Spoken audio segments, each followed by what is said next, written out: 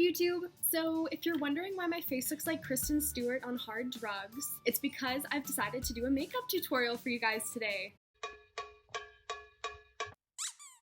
So I really don't know anything about makeup, but I know everybody likes makeup videos, so I decided to do one. So I have here all of my makeup.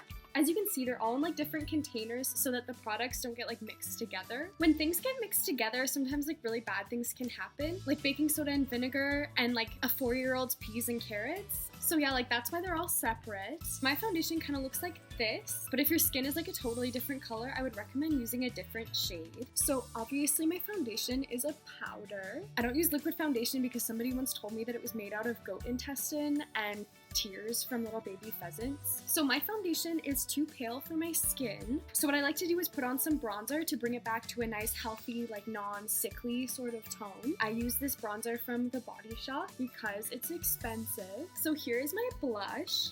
I like to use NARS because it's gluten-free. Just from trial and error, I found that I like to use blush just on my cheek area. But again, if your foundation just isn't the right color for you, it can help to kind of put it all over your face. When I'm putting on blush, I like to pretend that I'm a psychopathic clown. It really helps to make the arches pronounced enough that I can really get in there with that powder. And remember, it doesn't matter what order you do this stuff in because in the end it all ends up on your face. Eye mascara is tricky because you want it to be on your lashes, but you don't want it to get all over your face because it doesn't look as good that way. When I do this, I like to pretend that my eyelashes are little butterflies that are being electrocuted. Perfect. Okay. So at this point, a lot of girls like to do something called baking their face, which I think refers to doing drugs. So I don't do that. What I like to do with my eyeshadow is just mix a whole bunch of colors together and see if I can make brown. It really gives you a nice, I'm definitely over 18, so please don't ask for my ID kind of look. Sometimes it's hard to get in there with a really big brush, but that's okay. So next up we have eyeliner. Generally, I like to use eyeliner sort of like on the edge of my eyelid. Next.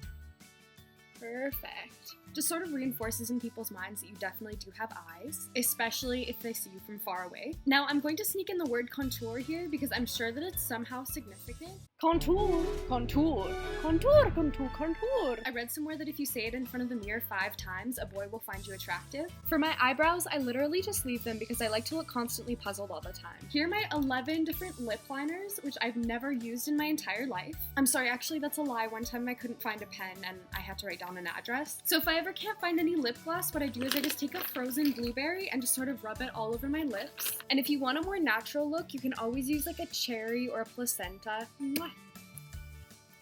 So now you're ready to take on your day. I hope that I've helped you to make yourself pretty. Make sure to comment or subscribe if you liked my video. Not all of my videos are this ironic. Bye bye, beauties.